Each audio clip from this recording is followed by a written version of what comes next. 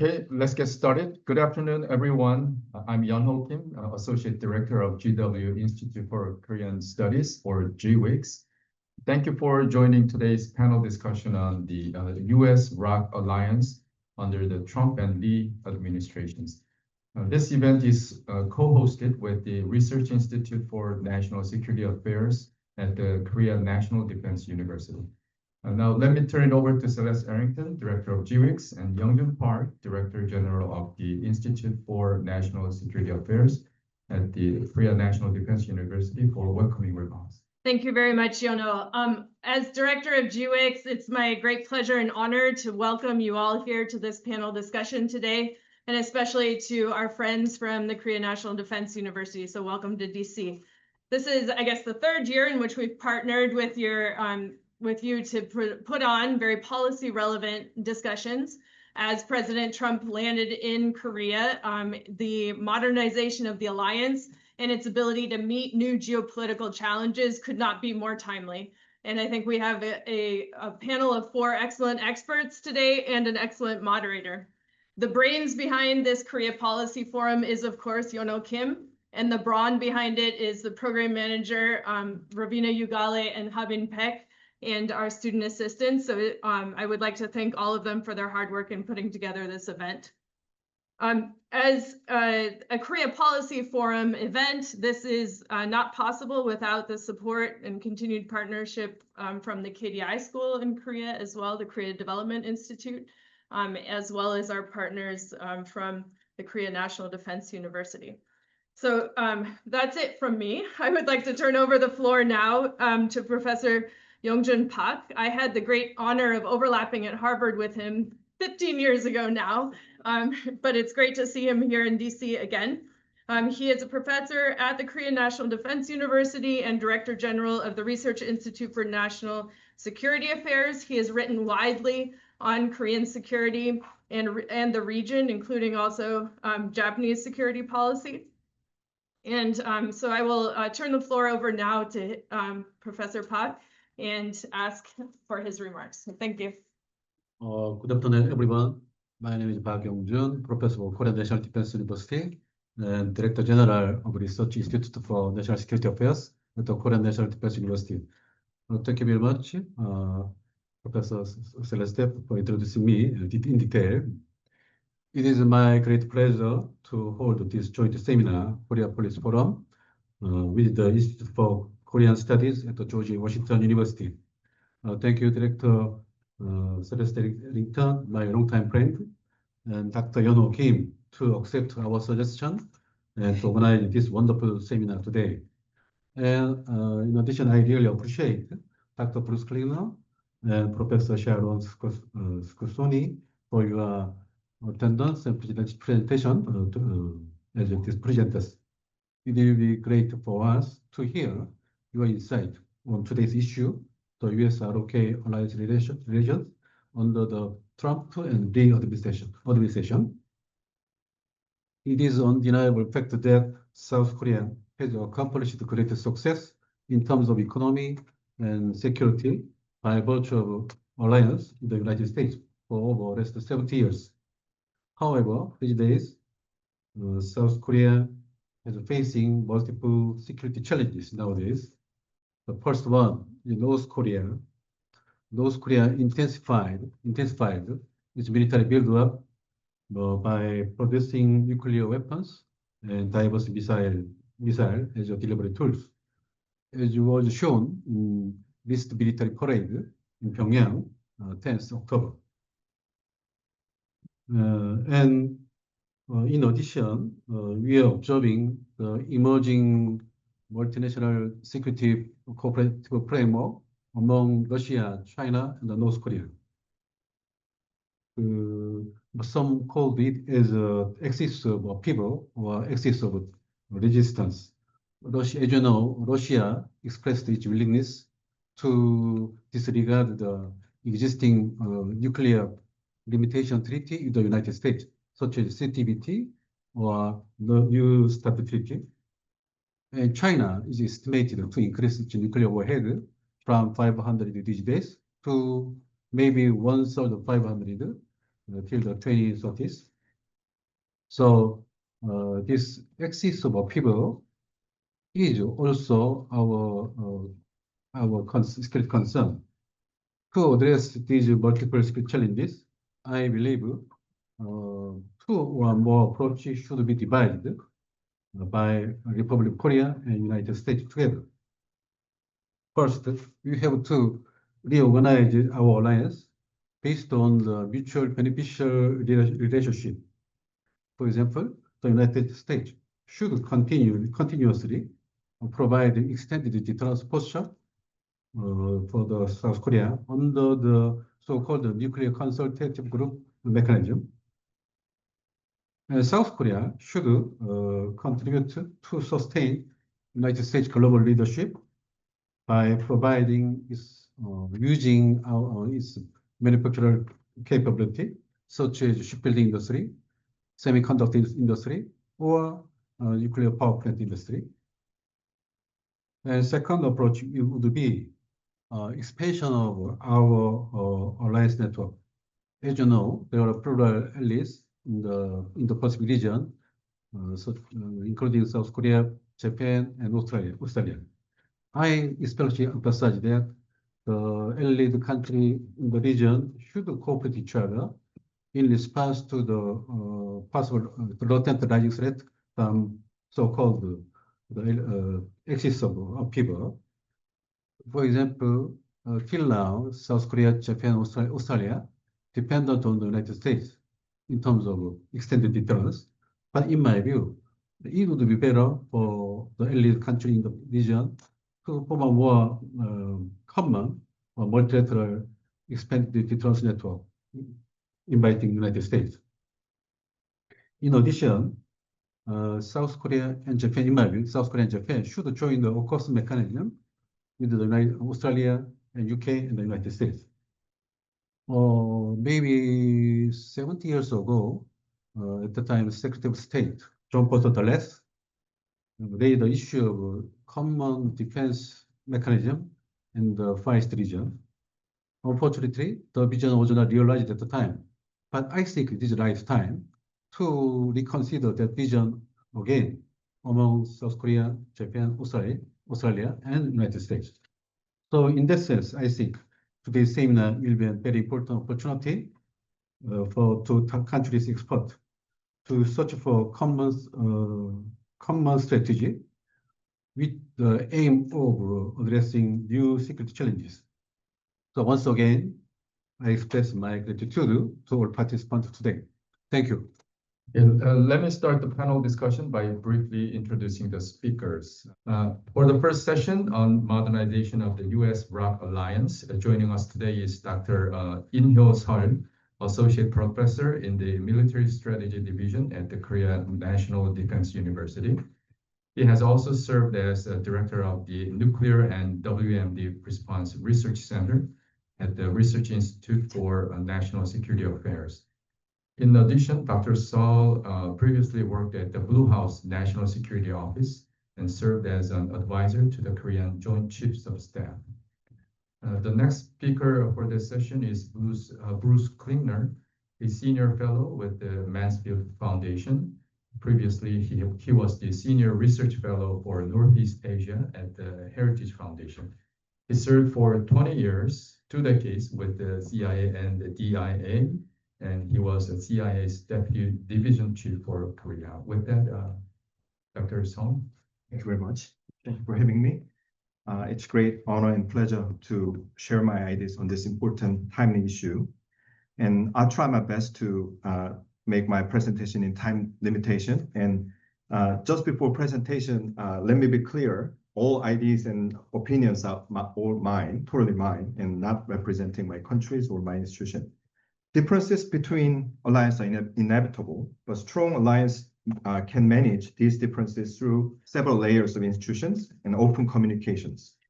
In a time of strategic transition, holding on to old paradigms and perception can prevent both sides from adapting and benefiting from a new model. And global security order is undergoing fundamental change, as we all know. The ROK-US alliance must not only adjust tactically, but also redefine its division of labor. And modernization involves risks and uncertainties, of course, but through cooperation and strategic foresight, these changes can be transformed into opportunities for an even stronger alliance, I believe. So let's start with analysis of substance of alliance modernization. I think under the second Trump administration, the concept of alliance modernization is being driven by multiple motivation, political, strategic, and even operational.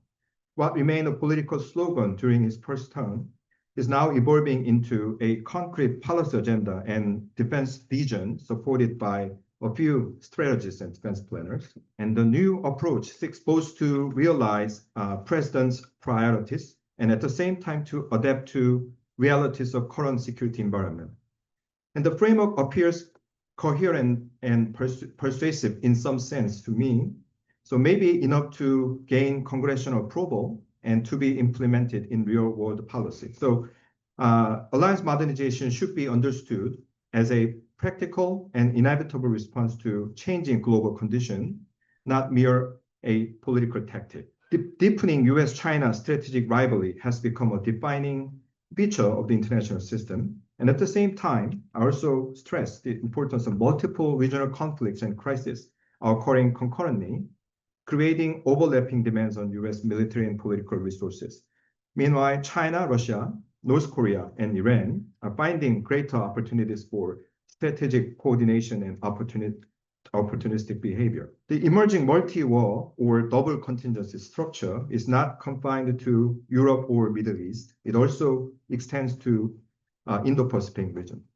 As a result, US and its allies, including Republic of Korea, must develop deterrence and response architecture that can manage more than one crisis at the same time. So a future deterrence framework will need to be more distributed, flexible, and mutually reinforcing across region. So the first layer of alliance modernization, political security dimension, the Trump administration's transactional approach to the alliance emphasizes fair burden sharing and expanded roles for allies. It also seeks to prevent overextension of US resources and to ensure defense commitment aligns with national priorities.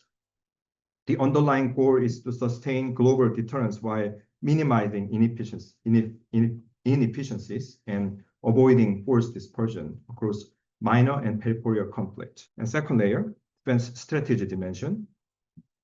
Today's multi-crisis environment, United States face limits on how many conflicts it can handle simultaneously. As China continues to strengthen its military power, maintaining deterrence in multiple theaters has become increasingly difficult. So excessive dispersion of US forces may weaken deterrence against China while encouraging regional actors like North Korea to exploit any perceived vulnerabilities. So both allies share a vital interest in preserving stable deterrence against China and maintaining overall regional stability. So the key is to redefine the division of labor. Allies take greater initiative in their own defense, while the United States provide focused and decisive enabling support. Such a balance allows the US to concentrate on China while ensuring regional deterrence remains credible and continuous. And finally, military operational dimension.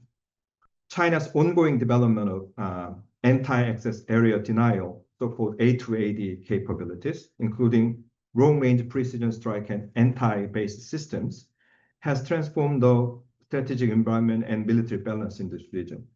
So forward deployed and concentrated forces now face increased vulnerability to preemptive strike.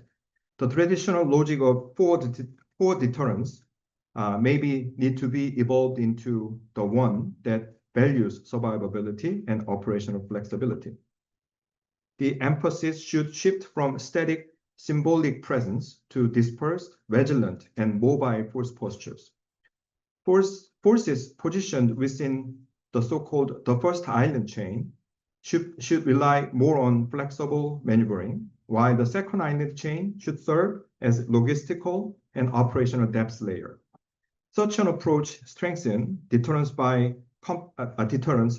complicating enemy's targeting and ensuring the ability to survive and recover. I think I can summarize these changes as a deterrence logic shift, like from forward preponderance to deterrence by denial. A traditional forward preponderance based on overwhelming visible power can invite miscalculation and preemptive attacks by the potential adversary. So modernized deterrence should be built on the logic of denial, the capacity to endure initial strikes and still prevent the enemy from achieving its goals. Denial-based deterrence focused on survivability, endurance, and the credible ability to block aggression even after an initial surprise attack. So over-investing in static forward posture risks fueling arms races and regional instability in the longer term. And a more sustainable model combines allied self-reliance with limited but decisive US enabling support. This division of responsibility reduces excessive US burdens while maintaining deterrence credibility for both sides. However, I think we need to clearly recognize potential danger. The direction of the Trump administration's alliance policy may remain uncertain even after we see the release of new national defense strategy, because President Donald Trump always wants to utilize ambiguity or uncertainty as a strategic tool. And adjusting the structure and mission of long-standing alliance system is inherently complex and may create big friction among institutions, political allies, and especially the public. Changes to US force posture, including off-con transfer, could easily be misunderstood as a weakening of US commitment in Korean Peninsula. As many people already say, a new Atchison line. Many Korean people view US forces in Korean Peninsula as the core of extended deterrence guarantee. And any perception of reduced US commitment may embolden North Korea to escalate its provocation or employ nuclear coercion. If alliance management fails, the long-term outcome could be weakened deterrence and political mistrust, and even growing domestic support for independent nuclear capability in Korean Peninsula. However, there are many opportunistic factors. The Republic of Korea is already a capable and responsible security partner. The country possesses advanced conventional forces, an expanding defense industry, and strong commitment to operational autonomy through off-con transfer. This creates favorable conditions for Korea to play a greater leadership role in Korean Peninsula and regional security. If modernization proceeds in a coordinated, transparent, and phased manner, the ROK-US alliance could become a model case for adapting alliances worldwide. Continuous joint exercises, interoperability validation will be essential to maintaining deterrence credibility. A well-managed transition would enhance deterrence both on Korean Peninsula and across the region. Alliance modernization must reinforce, not weaken, deterrence in an increasingly uncertain environment. Both sides should formalize an functional division of labor. Extended deterrence must remain visible, reliable, and credible through posture, messaging, and combined training. And the last point I really want to stress is that modernization must be supported by public understanding and trust. So there are many things we have to do from now on. And I think I can stop here. Thank you very much for your attention. Good afternoon. I'm going to talk about the alliance before I get to OPCON transition, to give a bit of a background. Right now, the U.S. and the South Korean alliance is really being challenged by the uncertainty of both countries' Indo-Pacific strategies, competing national objectives, and then President Trump's willingness to risk long-standing alliances in favor of transactional economic gains. And while the alliance has successfully weathered previous crises, the bilateral relationship may now be facing its greatest challenge as Washington is more willing to force South Korea to conform to U.S. priorities. On the South Korean side, President Lee Jae-myung, his administration seems divided between two competing schools of thought on foreign policy. Lee Sung-lok, the national security advisor, is sort of a traditional, very pro-alliance, skeptical of North Korea, skeptical of China. Minister of Unification Chung Dong-yong is more of sunshine policy, seeking to improve relations with North Korea by offering concessions, reducing conditions for progress, more wary of the United States, wanting to keep a more hands-off approach on alliances, and then also trying to improve relations with China because it's the big dog in the neighborhood. So we'll see how this plays out. Now, President Lee, in the past, he and his Democratic Party of Korea had very progressive views, very soft on North Korea, China, et cetera. And he repositioned himself for the campaign as a centrist conservative, leaving many of us skeptical. But to his great credit, since his inauguration, he's pursued very pro-alliance policies, sort of following Lee Sung-lok's recommendation. So we'll see how things go. But I think at least some of us were surprised that he's pursued a policy different than what some of us predicted he might. President Trump's administration seems to be divided amongst 4 different competing schools. The first would be the traditional hawks. They have been weakened by the firing of National Security Advisor Michael Waltz, the gutting of the Asia Directorate at the National Security Council, and Marco Rubio has sounded much more muted than what he was when he was a senator. The second group is the prioritizers, sort of seen as Elbridge Colby, that it's Taiwan is really the only issue that the U.S. Should put its military priorities on. Ukraine, Europe should take care of that. You throw them under the bus. South Korea, Japan, you're all very capable. You can handle things in the neighborhood, and we have to focus on Taiwan. The third group is the neo-isolationists, the restrainers, the constrainers, sort of J.D. Vance, of why should we spend any U.S. blood and treasure on behalf of allies overseas? They're sort of, their views formed by the 20 years fight in Afghanistan and Iraq. Now, some of the prioritizers, I think, are sheep in wolf's clothing. They talk a tough game on Taiwan in public, and then privately in discussions, they're sort of, yeah, Taiwan should buy X, Y, and Z, and if they don't, then we have no responsibility for defending them. Kind of to the surprise of the other people in the room who say, well, publicly you say, much more supportive things of Taiwan. The fourth group would be what I call the fiscal hawks, and that's like Trump. When it comes to China, he talks tough, but we don't see him saying the sort of the militarily tough things that we see others say about defending Taiwan. It's more on the economic side, and we've seen that with the tariffs. But even when he's talking tough, what we've seen since earlier this year with Liberation Day tariffs, sort of eventually it's capitulation. And we're likely to see that in this week's meeting with Xi, where all of the tariffs in the beginning were to demand Chinese help on the fentanyl crisis, to change their predatory and unfair business practices. And so far, what we've seen this year is just in return for China walking back some of their retaliatory measures, the U.S. will reduce its tariffs. So we'll have to see how things play out. But what I don't hear a lot of in the administration is what would be the fifth school of thought, which are the traditional alliance hawks of we were with you then, we are with you now, sort of very Ronald Reagan policies. We will defend you through thick and thin. You hear that still on Capitol Hill in Congress, but you don't hear it so much in the administration.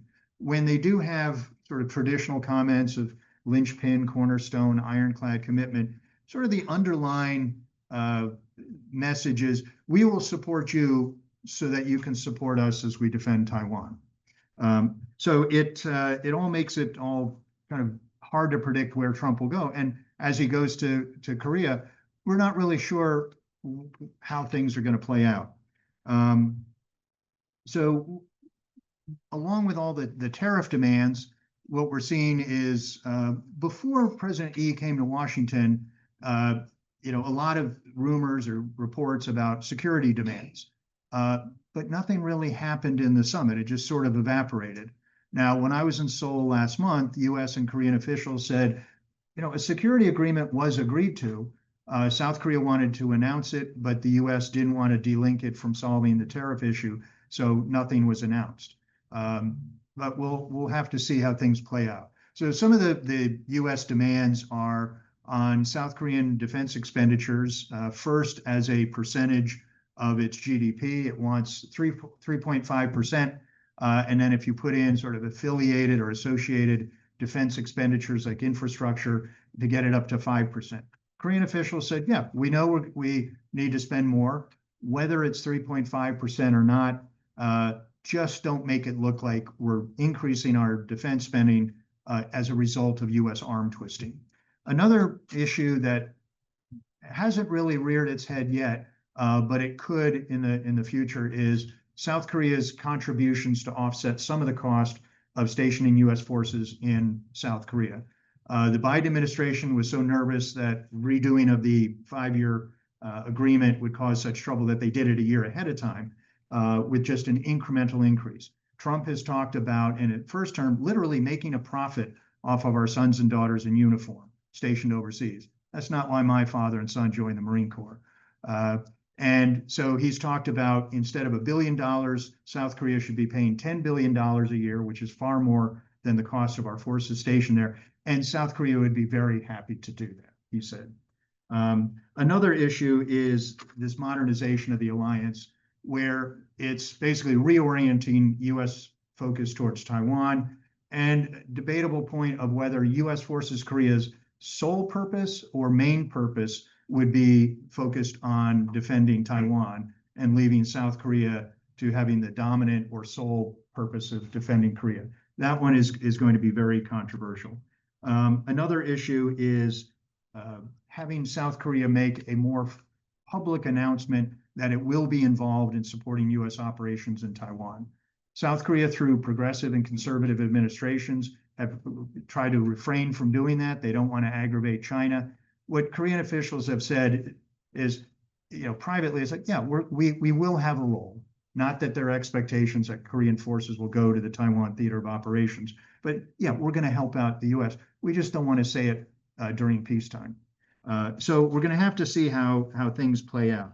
Now, when it comes to OPCON transition, the President Yi, like his predecessor progressives, want to gain OPCON transition, operational control of South Korean forces from Combined Forces Command earlier rather than later. They see it as a sovereignty issue, which is a misunderstanding of the way that Combined Forces Command is set up. Right now, it is a U.S. general, but he is beholden to the national command authorities of both the United States and South Korea.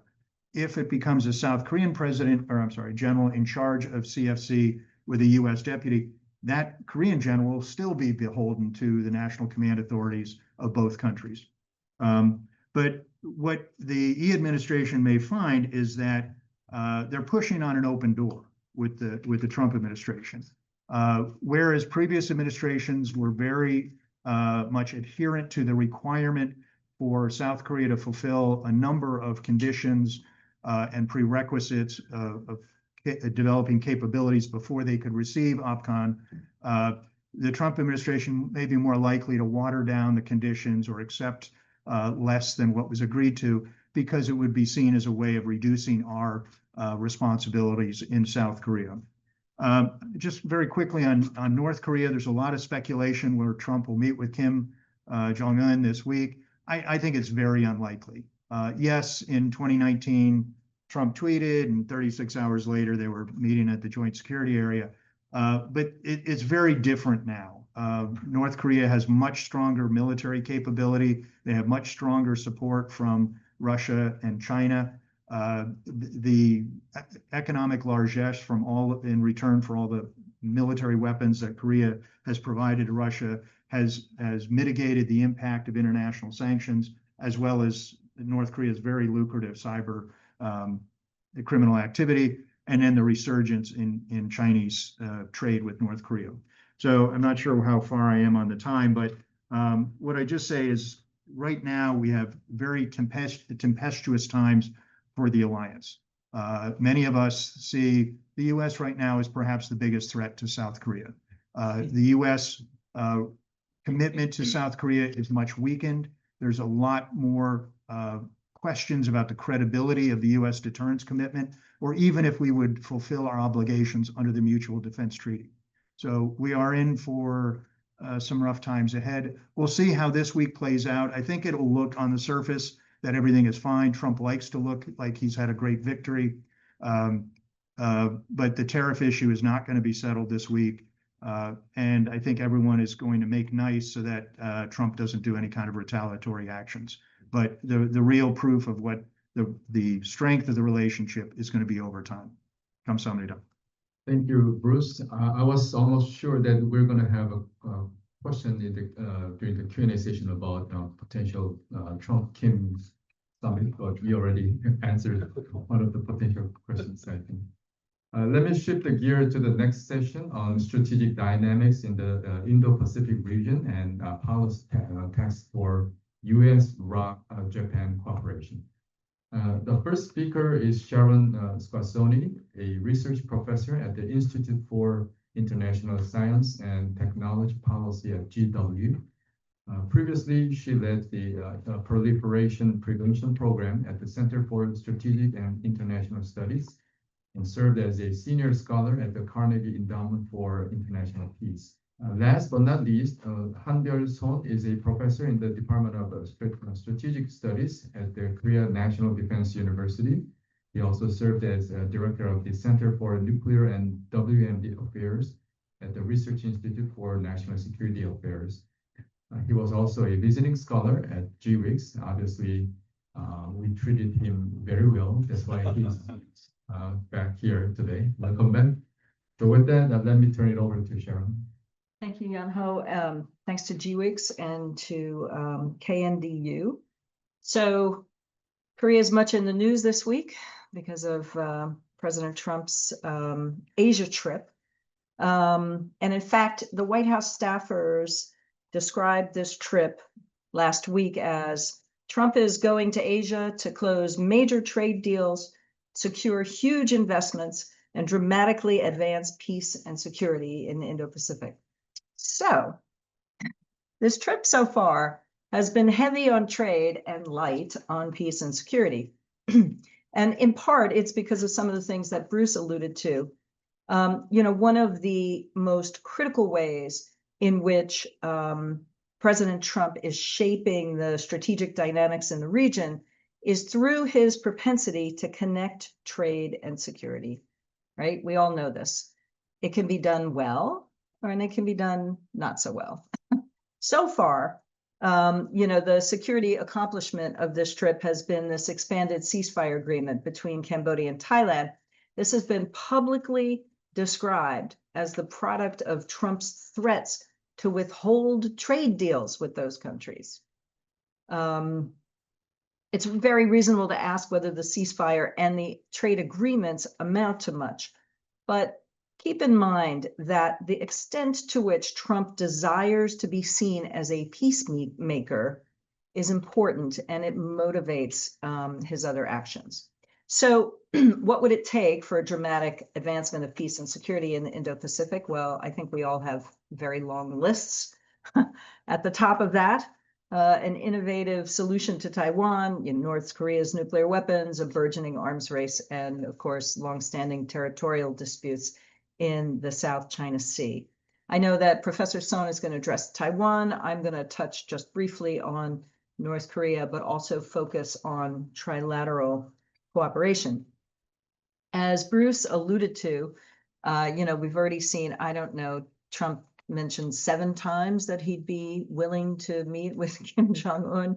For many reasons, this is unlikely to happen. Most of all, the last few years have seen Kim Jong-un harden his stance on reunification and denuclearization. And he has settled into a very cozy relationship with Vladimir Putin. And I don't know if you caught it on the pages, there were photographs of North Korean Foreign Minister, Madam Che, Sohn, meeting with Putin, even as everyone else is assembled in Asia. One unforeseen, perhaps, effect of an obsessive attachment to deal making is a potential slump in trilateral, that is US, ROK, and Japan security cooperation. So it's hard to, for someone as old as myself, right, trilateral cooperation, especially in the security field, has been going on for a long time, for 30 or more years. And it is now very sophisticated. There are senior level policy consultations, the nuclear consultative group, information sharing, a whole host of things. Missile warning data sharing system, Freedom Edge, which is a multi-domain exercise. There's a long list. As trilateral cooperation on, and I'll use the term our side, has increased, so has it on the other side, right? Not to the same extent, right? But we have seen some exercises with Chinese and Russian forces, and obviously the North Korea is doing a lot more with Russia. So it's not analogous in or to the same level of sophistication, but it's there. One of the expectations, I think, under Trump, the second term, was that some of this trilateral cooperation would wither, right?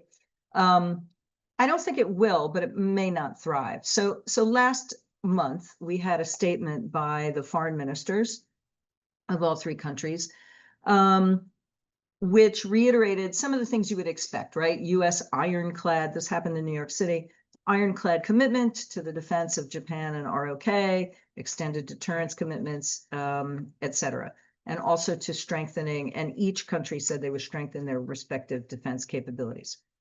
One question already brought up is whether the Trump administration's emphasis on defense self-sufficiency is going to move Japan and South Korea toward each other or away from each other, right? So Bruce already mentioned the 5%. Trump has been very successful with NATO allies, right? Asking for commitments of 5% of GDP. But let's face it, Russia is conducting a hot war, not so very far away. From the US perspective, though, China poses a much larger, in the eyes of some, long-term strategic threat to the U.S. And so it's not it's not surprising that Trump would ask for these kinds of levels of commitment. We don't know what Japan will do now under the new prime minister. In terms of defense spending, she said she will speed it up, whether it will get beyond 2% of GDP or not. But there are indications as an acolyte of Shinzo Abe that there are other steps that Japan may take, right? So loosening constitutional restrictions on Japanese military deployments, and even potentially redeploying US nuclear weapons back to Japan. President Lee was here in Washington in August at CSIS. He himself said that South Korea would take a leading role in maintaining security on the Korean Peninsula. The question is, how do you get that? What happens to even bilateral cooperation between Japan and South Korea? I have two more points I want to make. One is whether these trade deals will affect security negatively. We all know that the framework agreements that both Japan and South Korea reached with the US in the summer included enormous investments, right? In the case of South Korea, $350 billion, right? Including a big chunk in shipbuilding, which, as a national security expert, I welcome that. We need that. It's good for both sides, but that's a lot of money, right? That's a huge percentage of South Korea's government budget. And the Japanese said they would do something similar. I don't think that buying Ford trucks is necessarily as strategic as shipbuilding, but be that as it may. Following that agreement, South Korea has apparently extracted concessions from the US in the area of nuclear energy. And we saw some press reports last week saying that the US will now renegotiate its nuclear cooperation agreement with South Korea to potentially allow for uranium enrichment and spent fuel reprocessing. And this is one area where I don't think the trade and security trade-off is really being properly calibrated. If this goes through, and it's been a long-standing goal for South Korea, many, many years, it'll be a major, not a major industrial coup, it will be a major national security coup, but also potentially very destabilizing. So Foreign Minister Cho characterized it as key to industrial security, but the talking points, right, which is that, well, South Korea is the 6th largest producer of nuclear energy, and it's 100% reliant on nuclear fuel. That is only makes sense if you don't know a whole lot about the nuclear energy industry, right? Because the US is the largest producer of nuclear energy and is very dependent on foreign sources of fuel, not just uranium, right? But also conversion, fuel fabrication, enrichment. So the key to actually energy resilience is diversification of all your sources. Be that as it may, right? This will actually constitute a latent nuclear weapons capability for South Korea. South Korea will choose what to do with that capability, but the fissile material production capability, which Japan already has, right? Japan does enrichment and reprocessing. That will constitute that kind of capability. And the question is, how does that affect everything else that is going on in the, not just the Korean Peninsula, but I mean, China will also probably have some views. So I think that the potential for damage is there for destabilization, and at a time when it's particularly important for allies to really contain the threat of a much more confident North Korea. So thank you. Thank you. I'm Hanbyeol from Korean National Defense University, and I'm happy to be here again because GWX treated me well. So, and I'm really honored to be here and make a presentation before you. Today, I want to share a Korean perspective on the U.S. East Asia, the strategy, and the Taiwan issue. I know that it is very sensitive and, you know, it's a very controversial issue to the Korean society. So do I, as my personal thought. Yeah, not from my government and as my institution or the other. I mean KNDU and INSA. My argument is very simple. The South Korea is now at the strategic turning point. The Taiwan crisis is not just about the Taiwan. It is about the future of the U.S.-China rivalry and very directly affected the Korean Peninsula and also ROK-U.S. alliance. To understand this, let's first look at the broader global security environment. As you can see, the global military spending has reached a record $2.7 trillion in 2024 after more than the decade of the continuous growth. And the conflict are becoming normalized, and the arms racing is structural. So South Korea, this means Taiwan contingency will not be one-off event, but part of the much wider cycle of the confrontation. With this in mind, the next big question is when might Taiwan crisis actually break out? So the analysts disagree widely. Some say 2027. You know, there's so-called Davidson window, because it matches the PLA's 100 adversary and key modernization of the goals. Others say 2035, aligned with the China's rejuvenation plans. Some even look beyond the 2040s. when China might seek the overwhelming superiority over the East Asia, and it could happen at any time, triggered by the military modernization or the miscalculation, and also the domestic instabilities.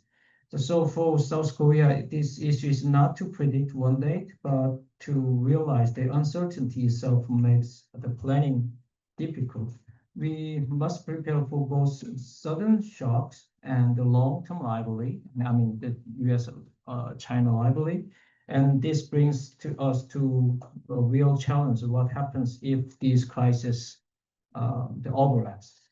But this is what we call the strategic simultaneity. This Taiwan conflict would not happen in isolation. It could unfold while tensions also rise on Korean Peninsula or in the South China Sea.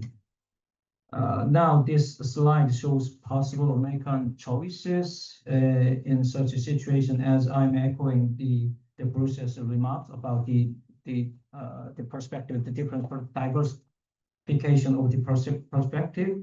The number one, prioritize Taiwan and shift more resources more on the Taiwan. And number two, the balance between Taiwan and Korea, or the expected allies, expect more on allies about the South Korea and Japan to carry much of the load while the U.S. faces U.S. focuses on elsewhere. So simultaneity is not only a concept; it's a test of the U.S. The strategy, and those American choices will directly shape the South Korea security. To see how Washington is preparing, let's move to the idea of the strategic lattice. Here we see how the U.S. is restructuring its posture. Instead of the old hub and spoke system to the strategic lattice, Washington is creating what the strategic lattice is resilient network. Resilient and sustainable the forces to the Indo-Pacific area, from Guam to the Palau, Philippines, Japan, and South Korea, and Austria also. The lattice provide us redundancy and adaptability. That even if one node is stressed, and the grid as a whole all functions. The key question is, where does South Korea fit? Are we just on the periphery, or are we at the central facilitator or the connecting position in the lattice? To answer that, let's more closely at the geography of the bases in the Indo-Pacific area. This is not my own. This is from the Hudson Institution. This slide compares the U.S. and allies bases in terms of the distance from Taiwan, and the distance of Taiwan and the political usability. The basis is Okinawa are close, but there's basic political constraint. The Guam is reliable, but the far away from the Taiwan. So here's the importance point. The South Korea's bases, especially Gunsan and Ulsan, are both close and politically accessible under the alliance framework. This makes them extremely valuable in Taiwan contingency. And it's not only for Korea, Japan, and the Philippines are also gain a new importance. Together, this basis from the forward edges of the U.S. The lattice system. So our geography gives us a real strategic weight, but with that weight comes some kind of the dilemma. For Seoul, this dilemma is clear. Our security relies on the U.S. alliance, as you already said but our economy depends heavily on China, and Taiwan crisis would force us to rebalance under the enormous pressure from China. And there's another risk that if North Korea takes advantage of the US distraction, we could face a dual crisis, instability in Taiwan and escalation on the Korean Peninsula. So this means the Taiwan issue is inseparable from our survival. I mean, South Korea. The question is what the role could South Korea actually play in the Taiwan crisis? So there are so many the pathway of the involvement of Korea in Taiwan contingency. Direct combat operation would be politically difficult, but the indirect roles, as Bruce already mentioned about the logistics, intelligence, surveillance, real areas of like indirect support would be to the Taiwan is realistic and expected. At the same time, we must defend against North Korea opportunism. This requires dual-track planning, the strong self-defense plus the selective, the regional contribution. So the problem is now whether Korea will be involved, but how? And that's just lead us as the need for alliance modernization. Because our system, LACA's alliance system is very outdated, like under the Cold War era. So to stay relevant, the LACA's alliance must modernize. It must expand beyond the peninsula. As you can see, this in my article on the PACNet and the Diplomat says that they must expand beyond the peninsula, integrate a new domain like cyberspace and missile defenses and different cooperation with Japan and Australia, and also even NATO.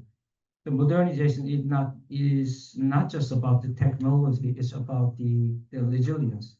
Yeah, that is, I think that's a real test of the LACA's alliances in the future.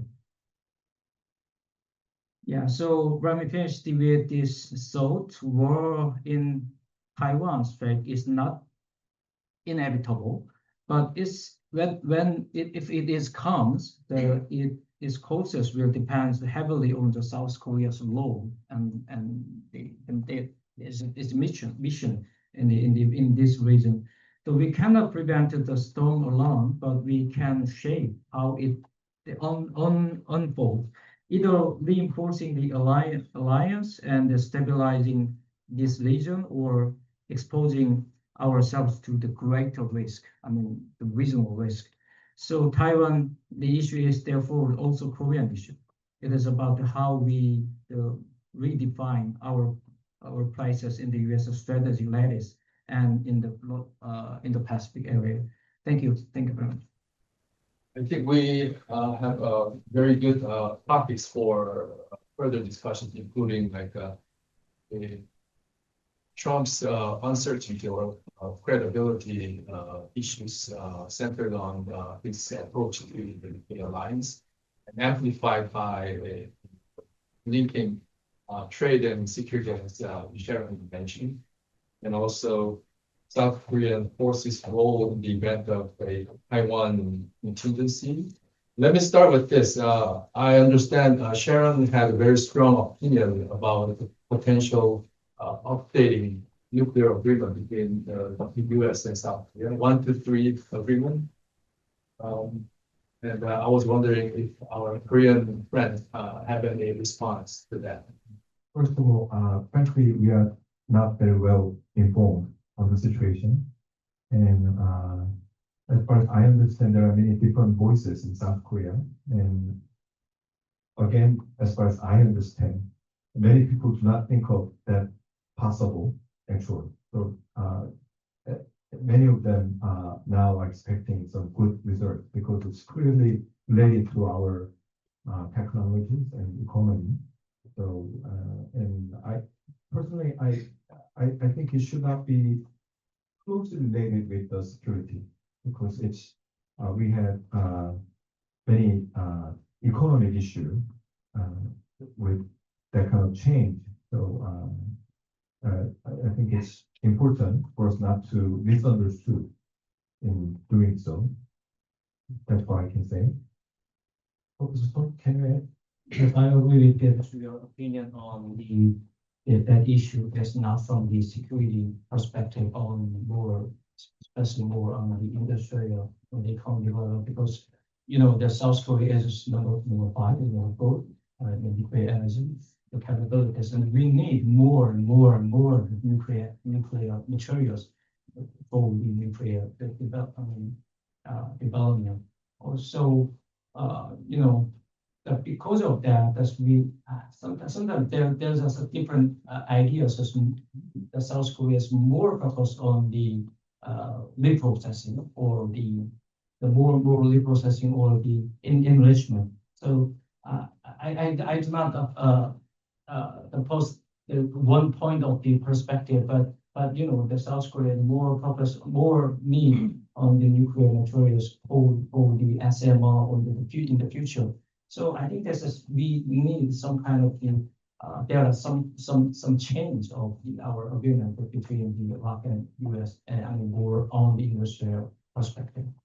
I think we need to be clear on sort of what are the objectives in renegotiating the agreement. And I think there are a lot of competing objectives. I've heard some say, well, if South Korea agrees to increase its defense spending, then the US will allow renegotiation of the agreement and may reduce its threats to reduce US force reduction. I don't think that's the right objective for doing that negotiations. I mean, back when it was being renegotiated, it's a very complicated issue. And I think a number of Koreans were like, look, we don't understand it. It's really complicated. But we just want whatever it was Japan got. It was just very nationalist. And then you hear particularly conservatives in Korea will be like, well, we want to reprocess so that we're closer to a nuclear weapon. So we're almost pregnant.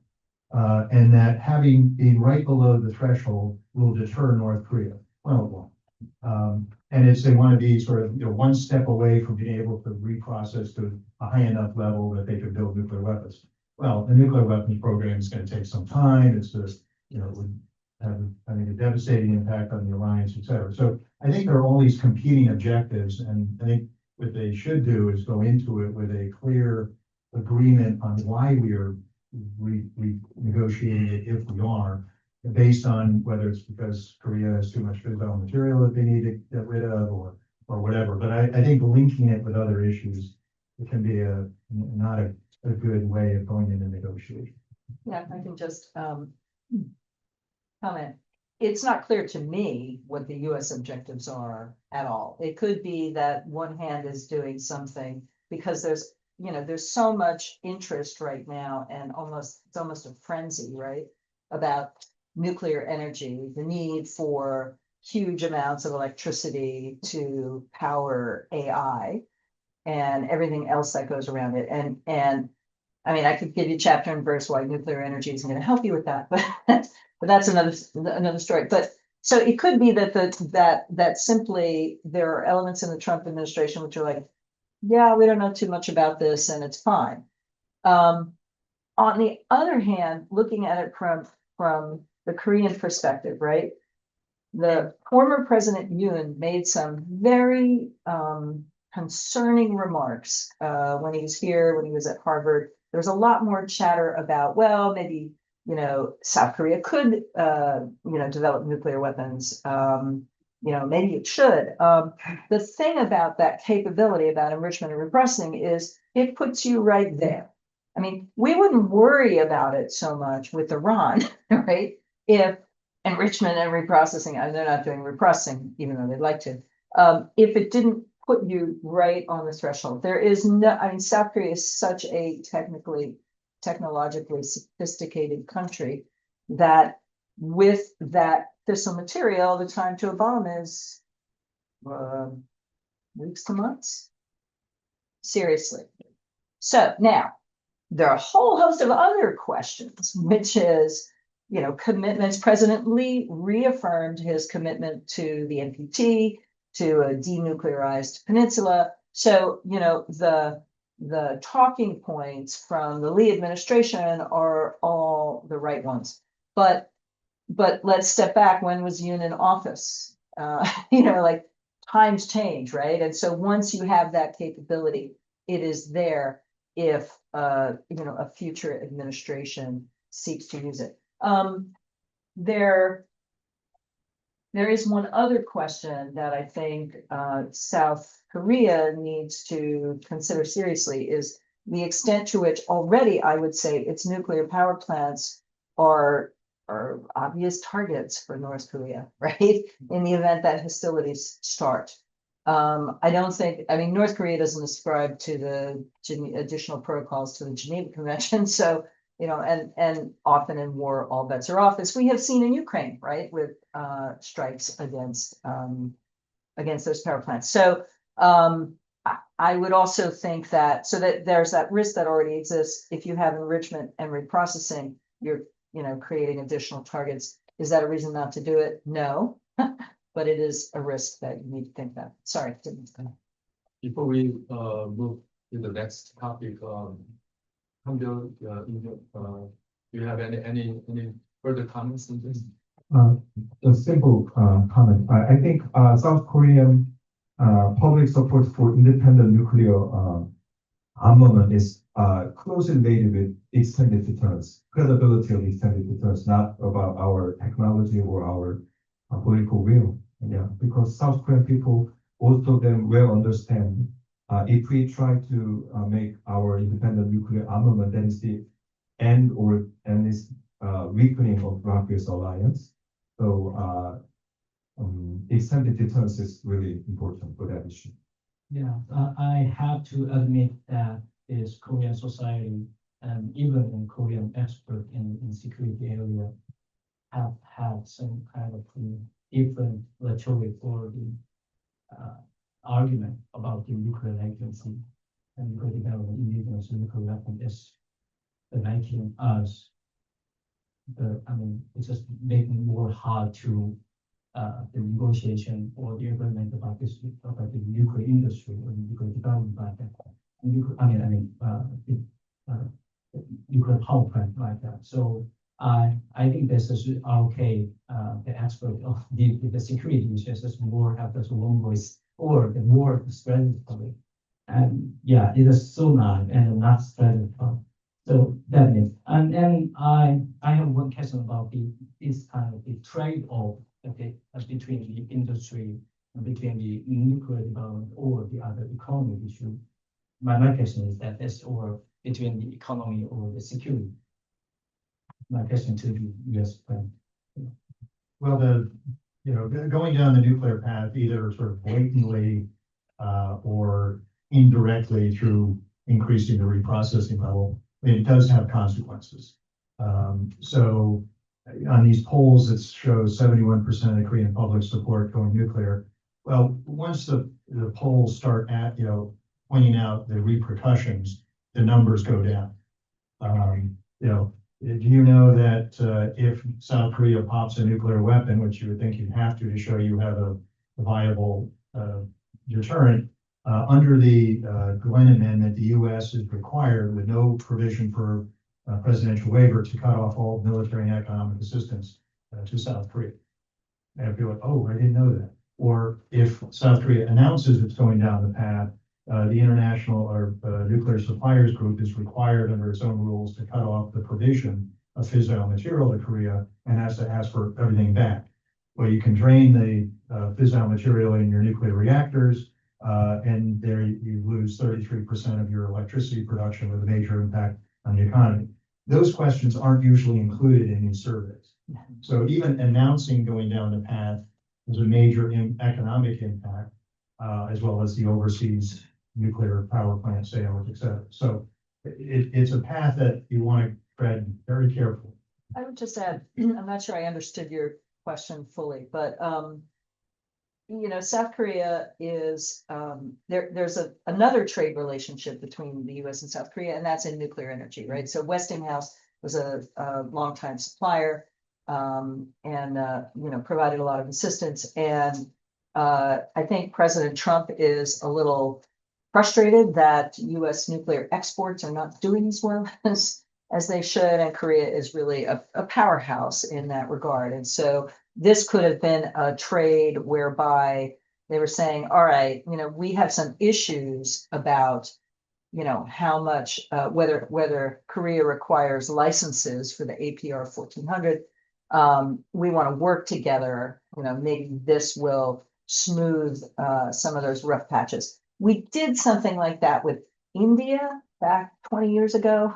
It wasn't a great idea in terms of its impact on the non-proliferation regime, but this is a different era now and a different set of circumstances. So that could also have been pushing us forward with unforeseen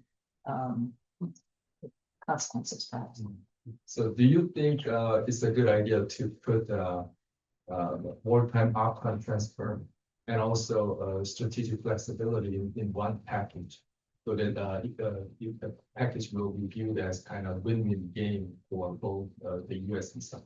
The strategic flexibility, I mean, it already exists. I mean, there was an agreement agreement to disagree in 2006. And in the US can move its forces wherever and whenever we want. I mean, the president is commander in chief. He doesn't need Korean permission to move forces off the peninsula. So in a way, it's kind of a moot point. Now, that said, there are presidential commitments going back several administrations for maintaining a pledge of 28,500 troops there. And, if there's ever an announcement of, we're going to reduce forces even temporarily to have them go off then the train, it causes ripples and concerns in the South Korean populace.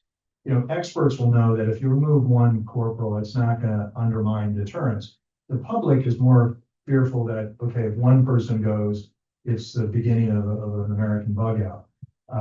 On the other hand, experts will say, well, if you keep the numbers the same, but you swap out a striker brigade and you bring in more logistics, well, you've degraded your deterrence. So there's sort of you have to understand the composition of the forces. So, what I think is anytime you give an indication that your capabilities or your resolve by the US to uphold its commitments to defend Korea under a treaty, anytime you degrade the perception of that in the minds of your opponent as well as your allies, you've degraded deterrence and you've raised the potential for provocation or conflict by your opponent. So I think having the US affirm in no uncertain terms our commitment to defend Korea at all costs is a way of deterring North Korea and China from doing things.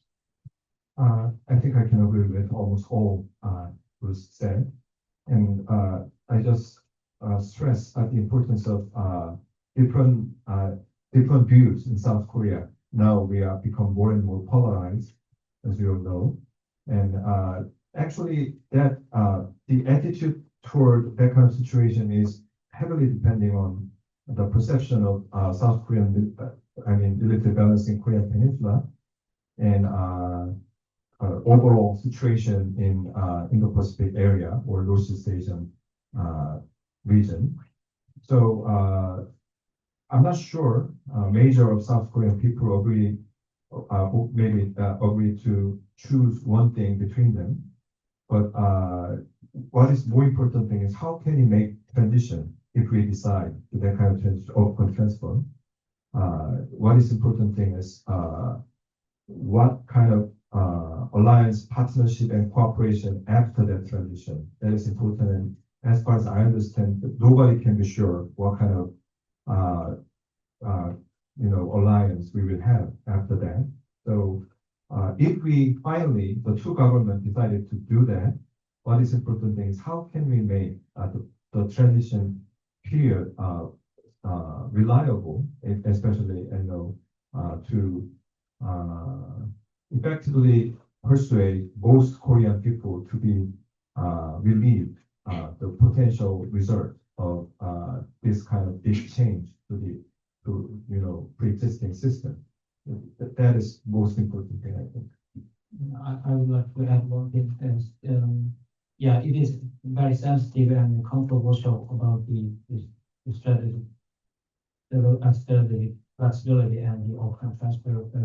It is already existing in the Pacific area already, and also it is interlinked in the flexibility and the outcome transfer. My personal opinion is that this some kind of big change makes us not only have the challenges but also the opportunity. And what I'm saying is that the strategic flexibility, because we, I mean, South Korea's expertise only focus on the flow out of the USFK to the another areas, but this strategic flexibility is contains this kind of flow in this Korean peninsulas. That means I already said about the Gunsan and Osan airport, the airbase means that kind of there's so many the new cutting edge weapons from the other side, and Guam or the other Okinawa from that place to the Korean Peninsula to protect and defend and to deter the North Korean provocation. So I think the flexibility and the all-country flexibility also already we are already is our common objectives. The Lapas Alliance already we are already promised that to do that. So I think there's more we are focused on the flow in and the other future and our opportunity, and that means that, the President Lee or the other our government also the focus on that objective. Hi, my name is Joshua. I'm a second year graduate student from Johnson and SAIS. I know this is not a conference on South Korea's nuclear armament, but I have follow-up questions, sorry. To your point, Professor Squassoni, do you think it's reasonable for close to 70 to 80% of South Korean public to feel, to support indigenous South Korea's indigenous nuclear armament in a situation where the United States has become increasingly isolationist and transactional? The United States is not, is undervaluing traditional alliances and security partnerships with traditional allies. That's the first part of the question. My second part of the question is, how much are you concerned about South Korea's going nuclear? How much realistic it is for South Korea to trade the withdrawal of United States forces Korea with, indigenous nuclear armament under U.S. President Trump or any future U.S. president who takes similar approaches, Trump-like approaches to security matters? Thank you. So thanks for your question. Did I answer honestly or wisely? So, Bruce is exactly right. The problem with opinion polls is first of all, they don't ask a set of questions the same way every time. They don't ask sophisticated questions. Your average, my guess is that the average South Korean is far more informed about nuclear weapons than the average American is.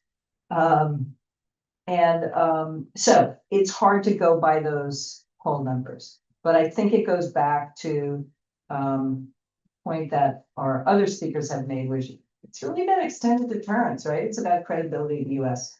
And it's hard to know at this point, right? We are it's less than a year of the Trump administration. We made it through one administration, and he didn't let Japan and South Korea get nuclear weapons, which, if you remember the election from 2016, it was a little dicey, right? At a certain time, Trump was saying, well, maybe they should get nuclear weapons and take care of their own security themselves. So I think that South Koreans live in a dangerous neighborhood. I think the threat from North Korea is real. I think that we have to combat that on many, many, many different levels, not just military, but political, diplomatic, all the rest of it. Your second question was, and it's probably not a satisfying answer to your first question, but how much am I personally concerned? I think that we still have the remnants of a non-proliferation regime, which South Korea has supported for many, many years, right? I mean, everybody here knows that South Korea had a nuclear weapons program, right, back in the 1970s. Joined the NPT, put that behind it. And it is a country that is highly dependent on foreign trade, and that will be the first thing to go if it decides to pursue that nuclear weapons route.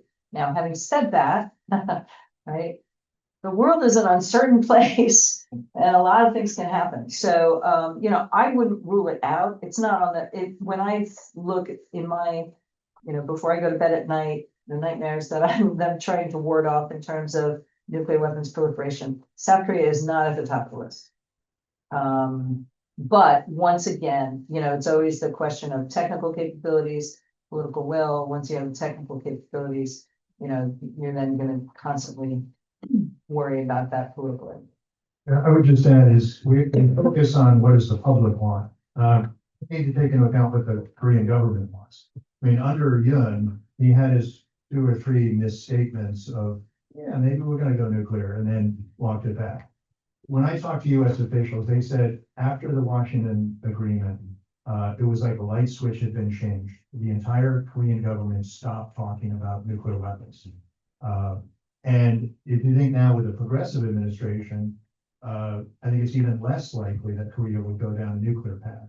The Democratic Party before was even against the existing civilian nuclear power plants in Korea.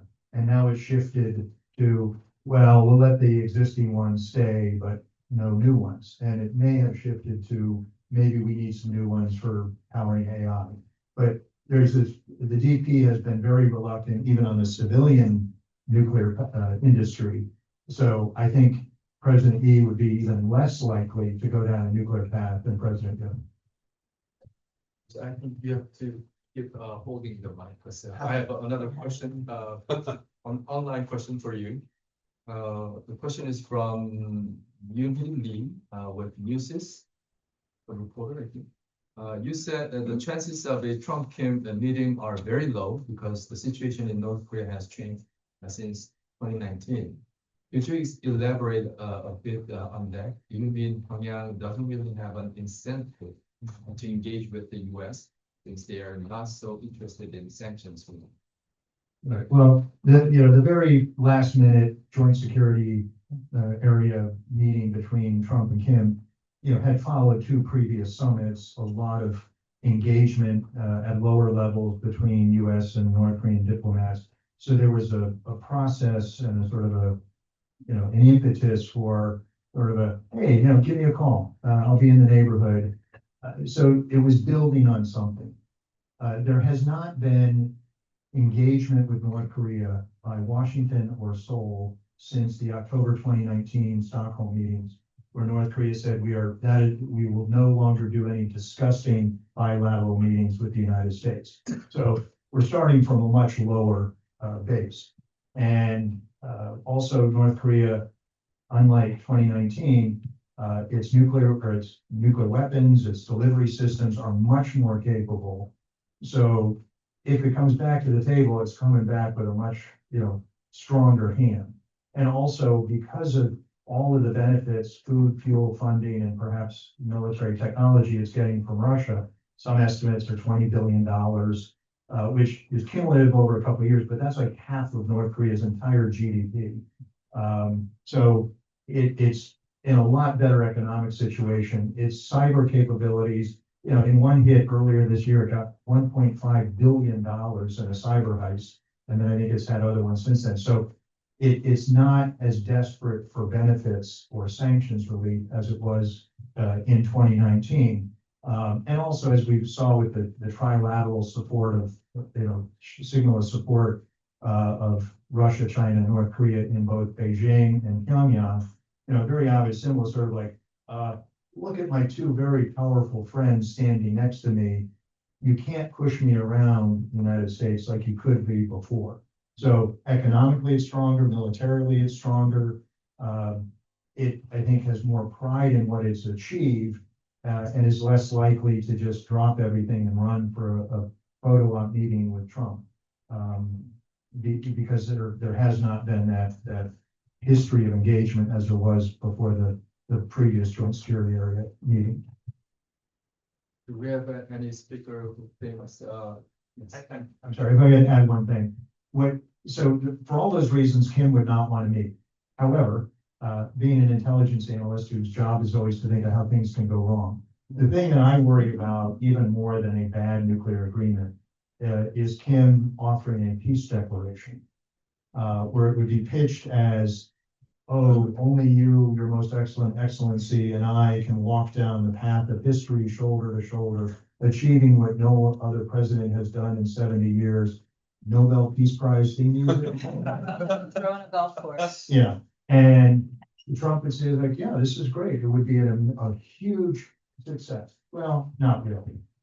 It would provide the illusion of reducing the threat. It would provide the illusion of solving the Korean War, but it would then potentially lead to a domino effect in South Korea and the US. If the war's over, why do we have troops there? Bring them home or move them elsewhere. And you actually haven't reduced the nuclear missile or conventional threat to South Korea, Japan, and the American homeland. So I'm nervous that sort of this feel-good peace declaration, like Moon Jae-in was pushing in the previous term or in the previous administration, looks good. How can you be against peace? But it's not actually reducing the threat. In a way, it could be increasing the threat if you reduce the U.S. forces, the U.S. focus on defending Korea. I just want to make a very short additional point. I'm not an expert on this issue, but as far as I know, there is some different voice how much North Korea can get from Russia, and how much can North Korea get from the United States, because that is related with effectiveness of sanctions, and we're always confused about the information related with North Korea. So I just want to tell you there are some different analysis of the current situation. But I wonder if all the speakers agree that it's very unlikely that there's going to be another Trump-Kim summit in the coming days. Yeah, there's some, North Korea has a strong intention to close relationship with the US, but not today. North Korea is not desperate to do today, but we are, because North Korea is, the international the situation is wide open to North Korea, and that's it's some kind of wide range of the space, it's a friendly space to the North Korea. But we are thinking about this after the Ukraine war, and I don't know that situation, South Korea and Russia and the US and Russia have some more close relationship again, and then I don't know if North Korea has kind of different situation. Hi, my name is Iron Sohn. I'm currently a first-year master's student in the area School of Asian Studies. So I remember hearing about the Korea-Japan relations, which may be closer after the Trump administration's aggressive economic policies. So would the inauguration of a seemingly aggressive new prime minister in Japan affect this relationship and, of course, the trilateral partnership?